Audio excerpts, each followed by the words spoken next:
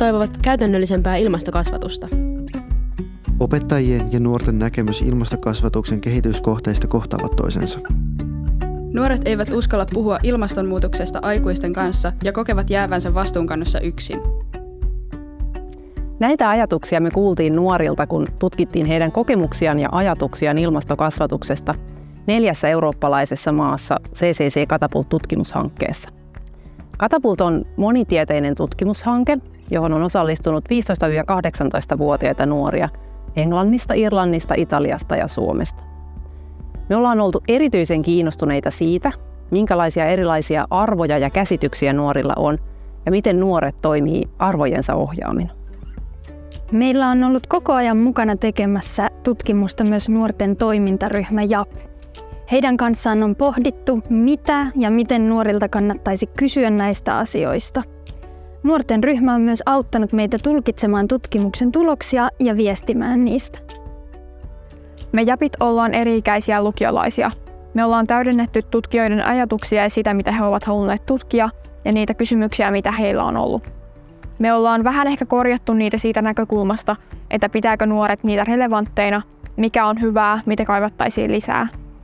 Tämän tutkimuksen tuloksiin syventyessä me havahduttiin siihen, että nuoret ei ole yhtenäinen massa, vaan myös nuorten keskuudessa mielipiteet aiheeseen liittyen todella vaihtelevat.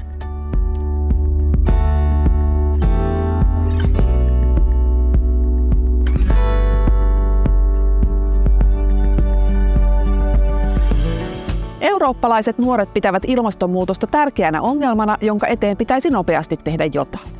He ajattelevat, että aikuiset eivät ymmärrä ongelman vakavuutta yhtä hyvin kuin he, eivätkä toimi tarpeeksi.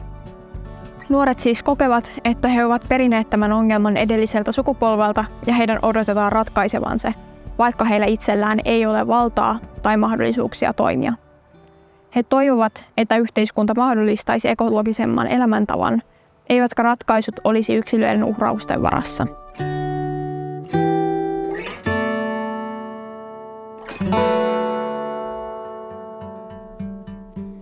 Eri maissa tutkimuksiin osallistuneiden nuorten välillä oli myös eroja.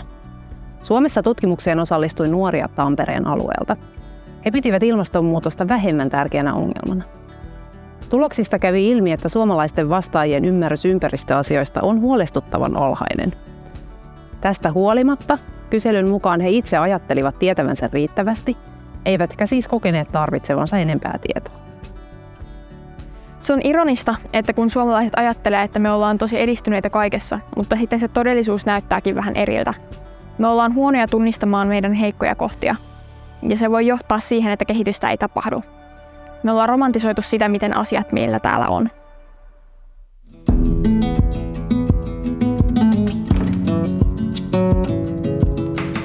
Kaikissa hankkeen maissa nuoret olivat aika tyytymättömiä kouluissa saatavaan ilmastokasvatukseen. Ilmastokasvatus koettiin tylsäksi, itseään toistavaksi ja ongelmakeskeiseksi. Nuorista tuntuu, että opettajat eivät tiedä riittävästi, eivätkä ole välttämättä kovin kiinnostuneita tästä aihepiiristä. Hämmästyimme kuullessamme tuloksista, joiden mukaan myös opettajat kokivat nykyisen ilmastokasvatuksen puutteelliseksi ja ongelmalliseksi. Heräsimme siihen, että myös kasvattajat kokevat ahdistusta ja haasteita ympäristötunteiden käsittelyssä.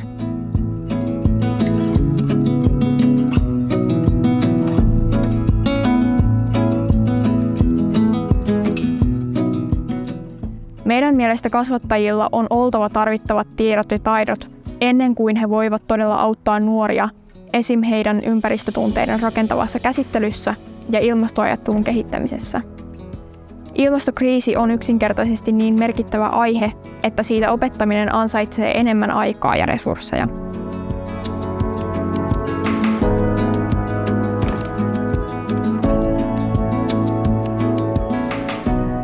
Tutkimukseen osallistuneet nuoret toivoisivat ilmastokasvatuksen käsittelevän enemmän ilmastonmuutoksen ratkaisuja sekä heille itselleen merkityksellisiä teemoja.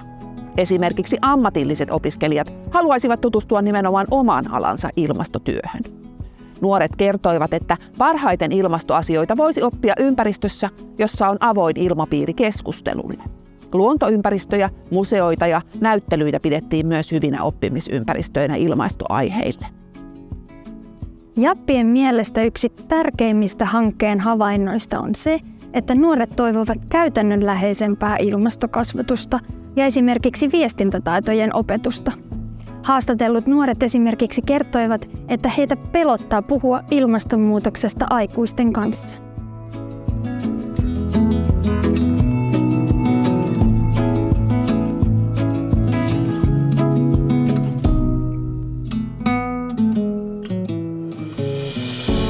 Olisi tärkeää, että samat asiat eivät toistuisi joka vuosiluokalla ja opetus olisi monipuolisempaa, eri näkökulmista ilmastokriisiä tarkastelevaa. Myös keinoista vaikuttaa ilmastonmuutoksen hillintään pitäisi kertoa laajamuotoisemmin. Kouluissa voitaisiin esimerkiksi tehdä projekteja, joiden kautta oppilaat itse pääsisivät miettimään ratkaisuja sekä oivaltamaan ja ymmärtämään kokonaisuuksia. Eri näkökulmien käsittely olisi tärkeää myös siksi, että osa nuorista kokee esimerkiksi kovaa ilmastoahdistusta, samalla kun osasta tuntuu, että ilmastonmuutoksen katastrofaalisuudella mässäillään. Tarvittaisiinkin näkökulmia ja lähestymistapoja, jotka toisivat aiheen kummallekin ryhmälle turvallisesti lähemmäksi omaa arkea ja loisivat toivoa. Nuoret toivoivatkin ilmastokasvatuksen helpottavan ilmastoahdistusta.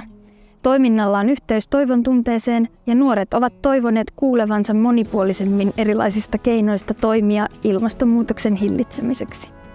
Kaiken kaikkiaan on selvää, että kokonaisvaltaisen ilmastokasvatuksen kehittämiselle on tarvetta. Myös opettajan koulutuksessa täytyy ehdottomasti miettiä, miten eri oppiaineiden opettajille varmistetaan riittävät valmiudet vastata nuorten kysymyksiin ja tuoda ilmastokasvatukseen oman tieteenalan näkökulmia, niin että ilmastonmuutoksen käsittely olisi niin tylsää ja toisteista. Ihan jokaisella koulun oppiaineella on omaa annettavaansa ilmastokasvatukseen.